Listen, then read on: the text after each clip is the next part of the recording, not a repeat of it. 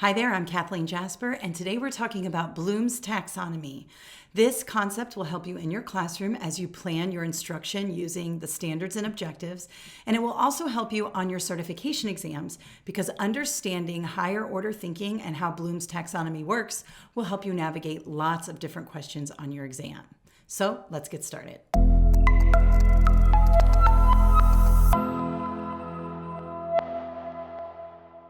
All right, so Bloom's Taxonomy is a way of thinking about your instructional objectives and the way your students think and kind of move through the activities. Now, over here on my presentation, you can see that I have a Bloom's Taxonomy here, and you can see that it's usually in a pyramid. And the way you want to think of Bloom's Taxonomy is the lower down on the pyramid, the easier or the less complex the skill or the thinking. So let's take a look at here. We have remember down here at the bottom and understand down here at the bottom. Those are kind of skills that are at the lower order thinking. To remember something, to memorize something, or to simply understand something is not that cognitively complex.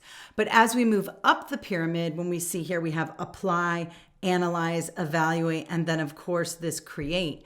We are getting higher in terms of text complexity, in terms of objectives complexity, in terms of just thinking complexity.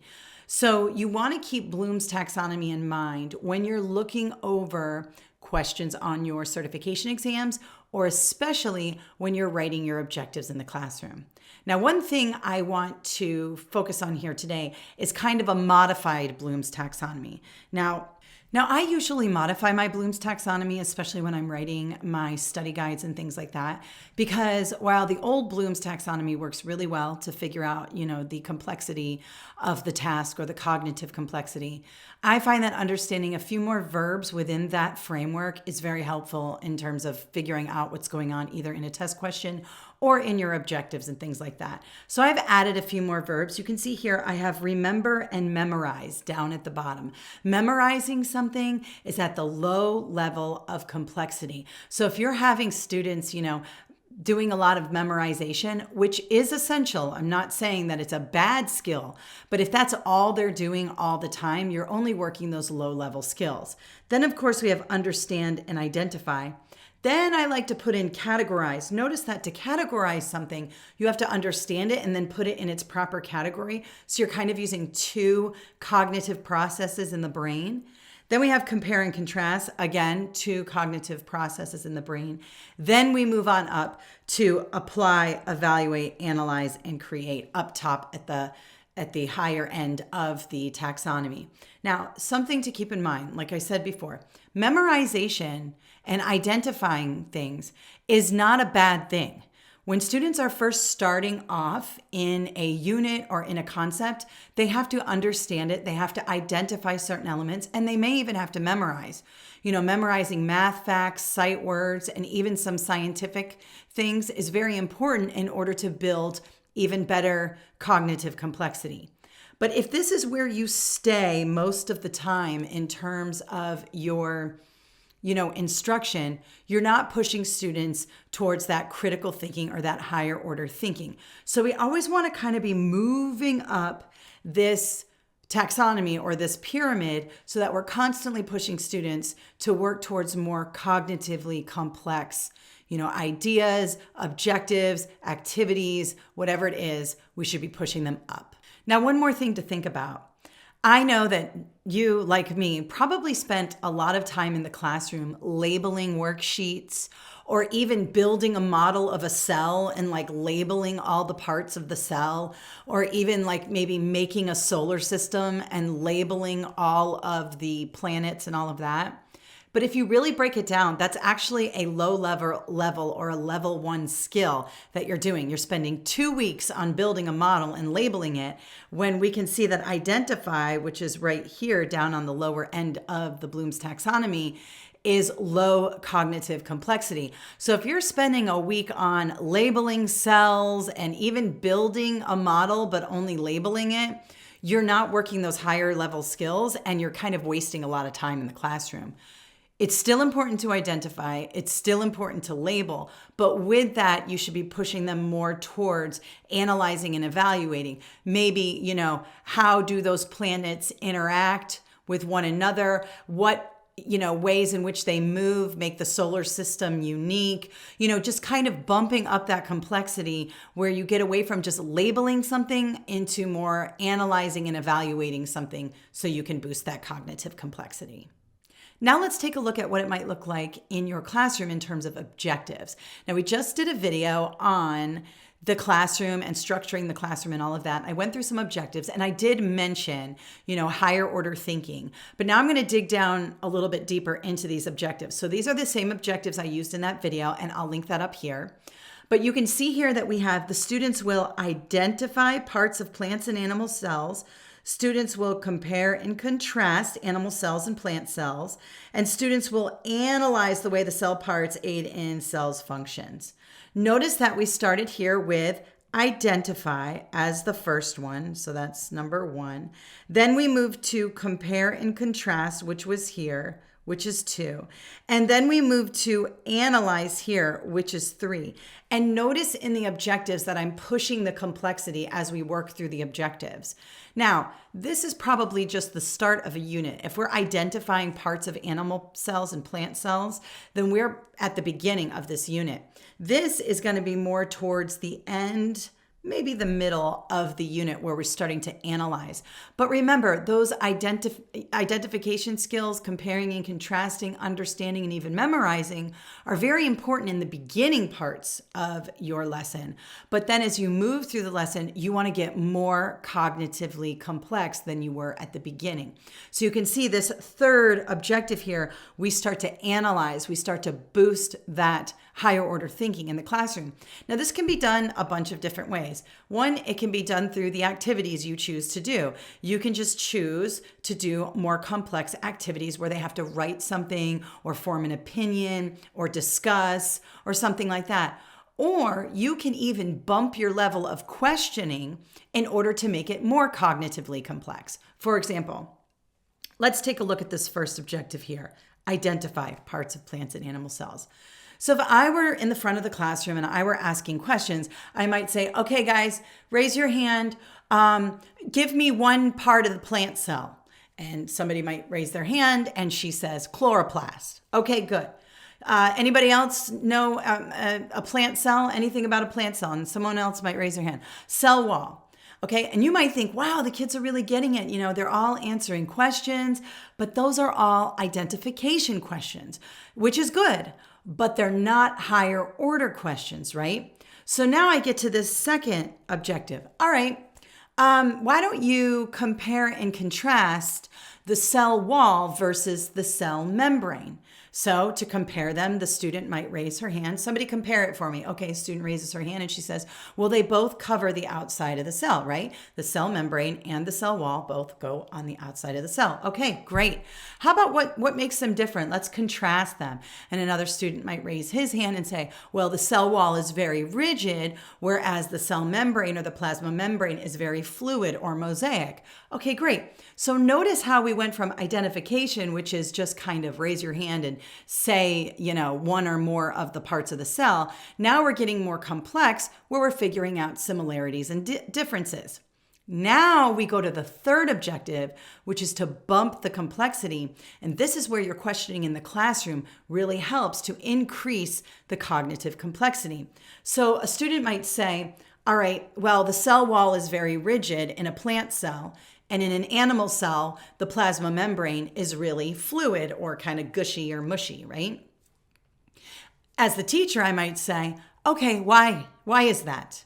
As soon as you ask why, and I'm just going to put this right at the top of the pyramid, why immediately bumps the complexity? Because now they have to say, okay, well, I guess the cell wall is rigid because, the plant cell has to stand up straight, right? The plant has to stand up, has to go towards the sunlight, whatever. Whereas animal cells are kind of inside the body and they might need to be a little more fluid. They might need to bump up against each other and kind of mold together or mush together a little bit.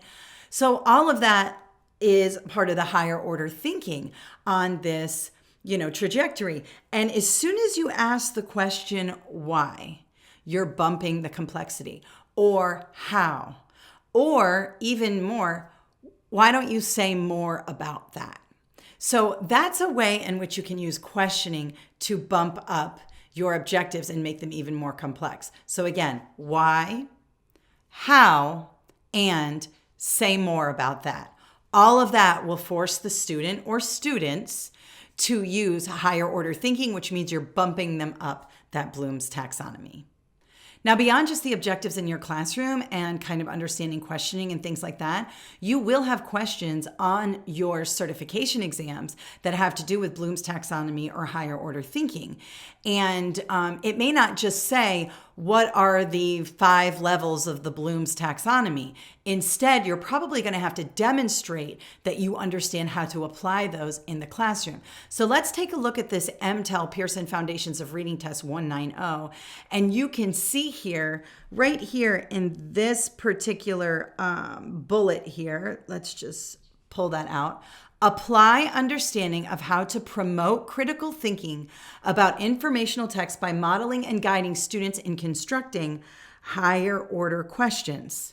Questions related to sources, validity, bias, all that. But you can see here, critical thinking, higher order, promote critical thinking, and even in the objectives of this test, notice we have demonstrate, apply. Notice that even in the objectives of the test, they're using higher order Bloom's taxonomy verbs. So in all cases, you want to be focused on that Bloom's taxonomy or that higher order thinking so that you can understand these test questions. Let's take a look at what it might look like on the PLT.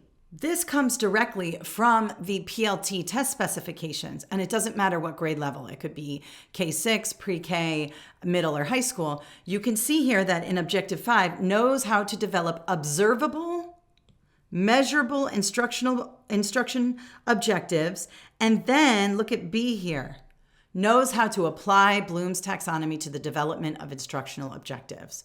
Now, in the test, it might not say specifically, is this Bloom's taxonomy? Instead, it may have a series of objectives. You have to determine if they're measurable. You might have to determine if they're low level or high level. So it's very important that you understand this Bloom's taxonomy in order to do well on that. And you can see here in another part of the test, I found this in the test specs, make sure you can recognize the difference between lower order and higher order thinking in the classroom using Bloom's taxonomy. So again, they're going to want you to figure out, where are we when we're at the bottom of the Bloom's pyramid and where are we when we're at the top of the Bloom's pyramid? What types of activities should we be doing? What kind of questions should I be asking? What kind of, questions should the students be answering in order to be sure that we're pushing them towards critical thinking and higher order thinking? Now, I found a really interesting test question. It's a practice test question for the PPR EC12 for the Texas exams. And I'm just going to zoom in here because it's a rather big test question here. Now, you can see that they have this unit here.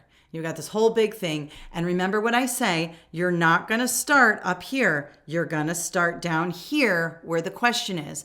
So it says, which of the following is a primary concern for the teacher to address when evaluating Objective 2 of the unit? Now let's take a look at the unit really quickly. We have research, analysis, propose, discussions, and mock legislative sessions.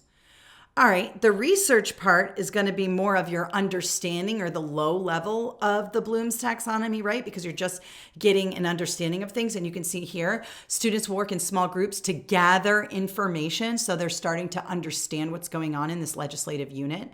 The second objective, we move to analysis.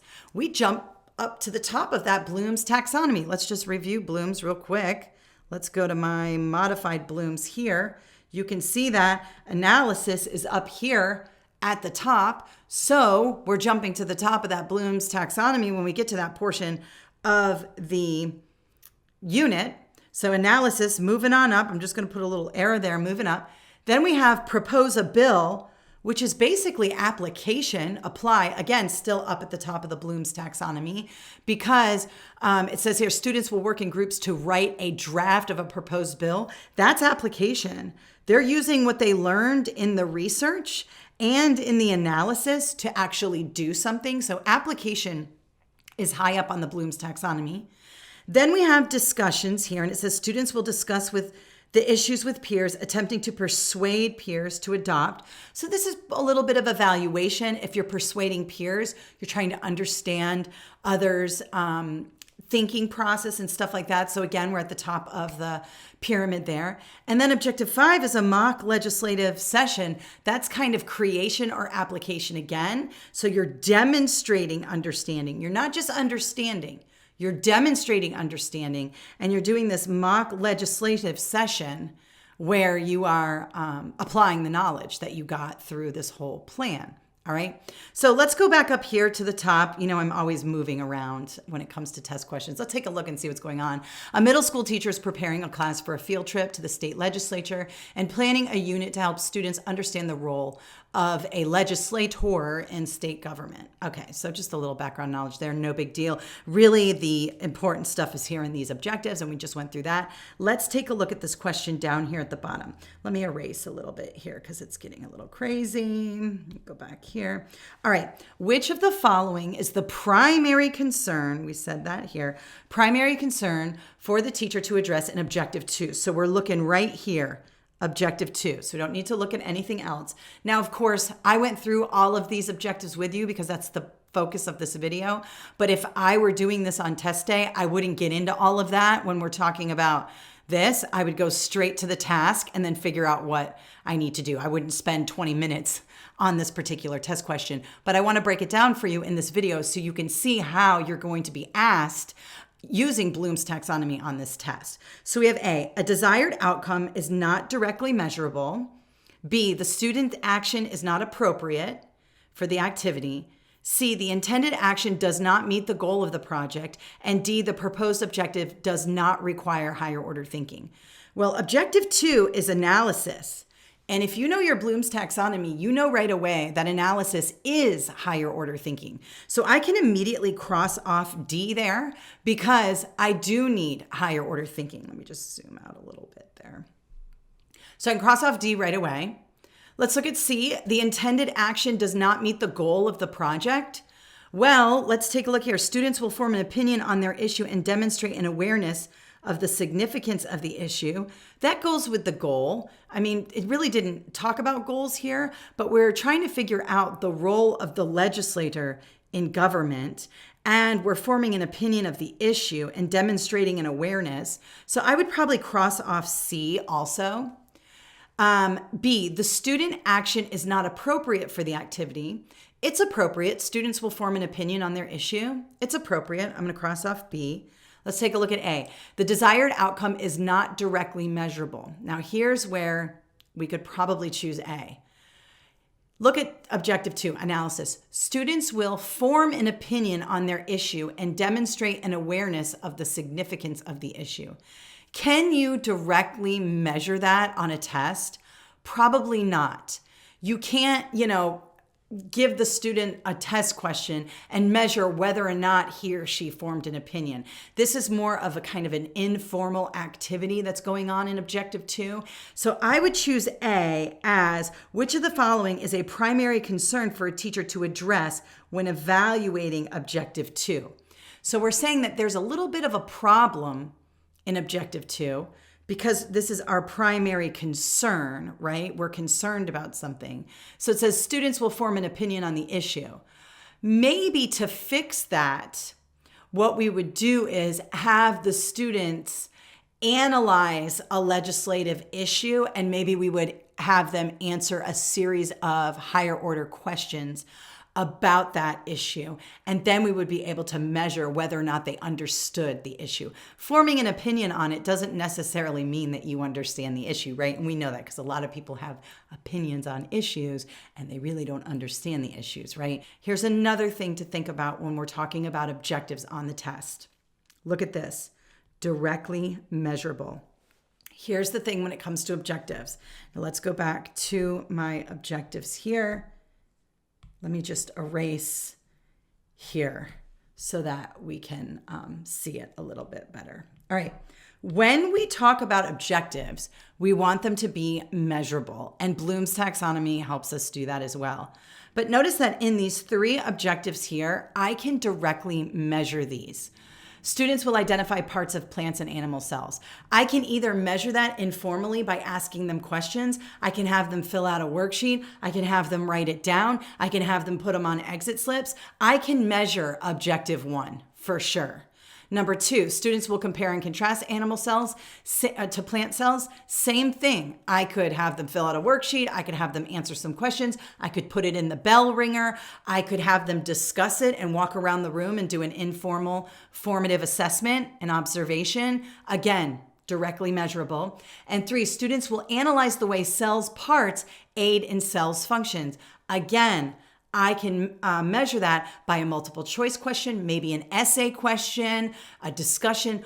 All of those can be measured. And when it comes to objectives, they need to be measurable. So on the exam, if you see something in the answer choices about measurable objectives, you're going to want to slow down and take a look. Let's go back to that question really quickly because I think this is an opportunity to show you what kind of happens in the answer choices. Let me just erase all this nonsense here. I know that we went through this, but let's just go up here. Okay, so let's take a look at the answer choices. You know I'm always looking at the answer choices first.